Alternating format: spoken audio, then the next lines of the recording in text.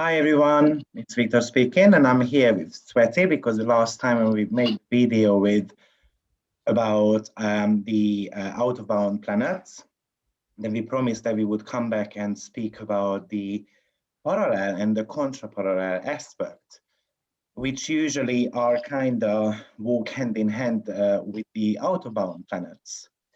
So hi Tsveti, how are you? Hi, Victor. I'm good, thank you. I'm very excited about this video as well. It will be a short one though, because it's not so much to talk about, but it is still important because I personally discovered quite a lot of things about myself when I looked at my chart and the parallel and contra parallel. And thanks to your aspects class, by the way, I never knew about this so far. Oh yeah, I mean, guys, there are five major aspects. So we've got the sextile, the opposition, square, conjunction, and the trine. And that's what they call as the major aspects. However, some astrologers tend to believe that the parallel aspect, as well as the contraparallel aspect, also can be very influential in the chart. And then they started calling them as a major aspect also. So we're going to just discover actually how to work with those energies. So Tsveti, would you just summarize what a parallel aspect is? Well, maybe I will first have to say about um, declinations, so that just as a reminder for those who haven't seen the out of bound planets video, it's important to know that actually we are looking not at the planetary degrees, which is to be determined by the longitude, but rather we are looking at the planetary declination degree, which is determined by the latitude. And when we look at the declination, a planet can be actually at a certain degree on the south or on the north part of the celestial equator. So the declination degrees, when they are the same, no matter whether south or north, then they will form a parallel aspect between two planets. And when we have a planet at a certain degree on the south and at the same degree on the north of the celestial equator, then we have contraparallel. Yeah. So I put this diagram on because my program is doing basically this for every individual. You can see in red color this line here, that's the celestial quota. And then you can see actually this graph here, which is indicating the path of the sun. And then when the sun achieves this very highest point, then that's when, for instance, that's going to be the summer solstice. When it reaches this, the crossroad of the equator and the this graph here, that's going to be something to do with the autumn. So we're talking about the 4 seasons here, really. And of course, the sun is sometimes going to be on the top, and sometimes it's going to be on the bottom. And what Tsveti was describing here is that sometimes the planets are going to be in the same line. So let's suppose that, for instance, that Venus and Venus is here. So somewhere around the same point, for instance, there is going to be another planet at the bottom, or there is going to be a planet somewhere here in one line with Venus. So that would be something to do with the parallel and the contraparallel aspect. Now, to make that easier, you can see the declinations here written up there for each of the planet. Now, you can also do this on astro.com. So let's, for instance, here is a chart. You go on additional tables, and then you will be able to see the declinations written here. Now, you can see the S and the N. That means that the planet is in south or the planet is on north. Let's suppose that we've got Sun on 8.35 declination, and we can see that the Mercury is on 8.13 at the moment. And both are south. So this is what we call as parallel aspect. And it's going to be acting like a conjunction. And if you had the same, for instance, between the sun, and let's suppose that the moon is on 8 degrees as well, that would be a sun, a south, and the north energy, and that would be the contra-parallel aspect. So here we can see between the sun and the Mercury a parallel aspect. As I said, it's going to be acting like a conjunction, and the contra-parallel aspect is going to be acting like a opposition. So how would you summarize a conjunction, Tsveti? Well, the parallel aspect is actually to be interpreted as a conjunction, and it is not mandatory to have such an aspect in the natal chart. It can be totally not there, and still it gives the same interpretation and the same feeling, so to say. The native will be experiencing the two planets as if they are conjunct. And yeah, and for the contra parallel, it will be interpreted as an opposition. So if you even if you don't have a natal aspect, an opposition between two planets in the chart, if they have a contra parallel aspect, then this means that they will feel like they're opposing each other. Yeah. So opposition is something which is about when the two planetary needs are not met.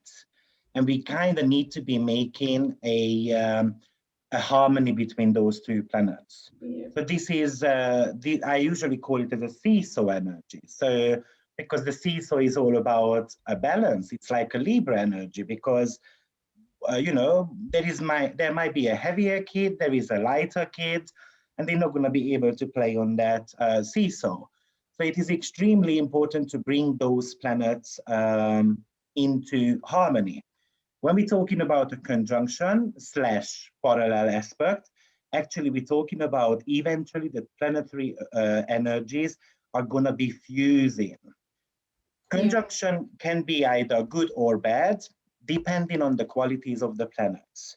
So let's say Mars and the Sun energy might be working out just greatly. And the reason being is because both by nature hot and dry planets. For instance, the other pair which could work out could be Venus and Moon, because both of them are cold and wet energy. Or Mercury and Saturn, even Saturn is a malefic planet, but both have got more about cold and dry energy. Now, Jupiter has no pair when it comes to their like qualities. So we cannot really pair up Jupiter with anyone, but Jupiter is also a hot and wet energy. So he has got this ability to be able to get on with hot quality planets as well as with wet quality planets as well. So that's the reason why he's the most benefic planet, because he can get on almost with every single planet. Apart from Mercury, they have got a little bit of a problem with each other, but overall, he is very, very open to anyone's energies. So the parallel aspect is more about uniting those energies and then making the best out of them. Now, we brought up Tsveti's chart because, if I'm not mistaken, Tsveti, you've got quite a few parallel and contra-parallel aspects, Yes. right? Yeah, one contra parallel and three parallels. So when we look at it, what's your contra-parallel? It's Moon Uranus. So when we look at Moon is on 19.1, and then Uranus is 18.52. Very important, we don't give them more than half a degree off here. So this is within half a degree, so that's definitely a contra-parallel aspect. Yeah. Now, And it is acting like the Moon and the Uranus were opposing each other. When we go back onto her chart, we can see that the Moon is here, Uranus is there. There is no opposition going on, but by declination, actually they are acting like opposition. So Uranus is all about my individuality. Moon is about, let's say, having a child, or that Moon is about teaching esoteric knowledges, ninth house, and the Uranus rebellious energy says, no, that's not me, right? Yeah. How do you So think right. Uranus moon appears in your life? Yeah, and it's all about it's actually working as an opposition in my life, and I have been wondering why this is happening. I could feel it, like I'm always on the seesaw of personal relationships and looking for some kind of excitement, always wanting some change, and like being easily bored with family life and all. I have always said I don't understand why I have this moon in Cancer, and I hate it being domesticated. You know, it's really something was going on which I couldn't see, and then I realized I have this contra-parallel aspect, and it's saying so much about this energy. It's like I can't find the balance. So as you gave a great example with the seesaw, maybe a third person will always make the seesaw more even. You used to explain this in our aspects class with a very skinny guy and a very big guy being on the two sides of the seesaw. And actually, the solution would be to always welcome someone who has to add up additional kilos to the skinny guy. So when you feel that you're out of balance and have this opposition, you can just welcome someone else, a third party, to support you. But yeah, Exactly. and it's working. Yeah, it's so great And then Tsveti has got three parallel aspects as well. We're only going to be demonstrating one here. yeah, Just Venus we're going to make a Pluto. short video. So which one did you choose? Let's take Venus Pluto because I have an opposition in the NATO chart and I have a conjunction. I have a parallel here. Okay, so we can see that Pluto is on 754 north, and then we've got Venus on 742 north. And this is what we call as a parallel aspect, so it acts like a conjunction.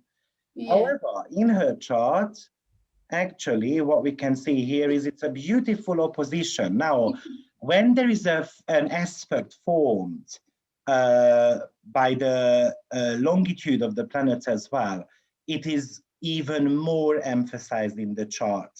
And sometimes, because one is acting like a conjunction, the other one is acting like an opposition, sometimes she can be extremely good with those energies. So she can have very good, intense type of a very great energies with Pluto and Venus, maybe intense feelings, or she can express her feminine energies very strongly. And sometimes, most probably, the other end of the scale is going to be questioning her self-worth or questioning her own beauty and so forth. So Yeah. because Venus is, for instance, in the sign of Aries, sometimes she can be extremely feminine and sometimes she can act like a tomboy. So because Aries, Venus tends to be very masculine at some point. So someone who knows how to direct things in life. So how do you think this Pluto Venus energy plays out in your life? Well, it's everybody telling me I am worth it. I am even, you know, there many people telling me I have this seductive somehow, you know, they feel my energy as being very seductive, and when they tell me that, I really don't understand it. I just can't get in touch with it so much. It's just something that radiates out of me, but I don't really realize it. It's on a very subconscious level. And also when it comes to relationships, because Venus also is relationships, it's I don't want to have any superficial relationships at all. If it's all or nothing, it's either I have a very deep sensual relationship with someone, or I don't want the relationship at all in my life. It's a very extreme thing, but it's like this. If I don't feel the deep connection with the person, I just can't do it. It's not Very possible. Plutonian, all or nothing, Yep. extremes. Those are the major keywords. Yep. So guys, it was just a very short video about the parallel and the contra-parallel aspect. I put the link below as well for the out-of-bound planets. If you haven't watched it yet, I think we put a great knowledge into that 50-minute video. So please listen to it. Don't forget to press like, subscribe, and all those nice things. And even you can share it with your friends also who are interested in astrology. Yeah. See you soon again with another video. Thank you, Tsveti. Thank you, everyone. And yeah, see you soon, hopefully. Take care, everyone. Bye bye. Bye bye.